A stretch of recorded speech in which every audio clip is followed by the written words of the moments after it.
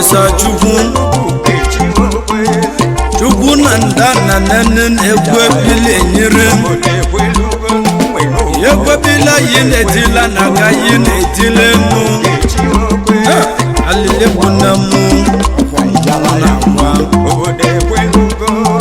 Wamobo mangon awa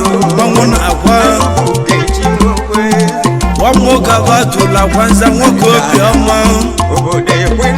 Chifu bakuta Wakwa nozo mwamba wabo Wazo mwamba kunene kankwenya bogu Awale mo mena ni waso Mena nana kuwale mo Yekwete gonu nekwete na metegu weme dibia Maka no popolo Na kwana lili ya sozo mwamba wabo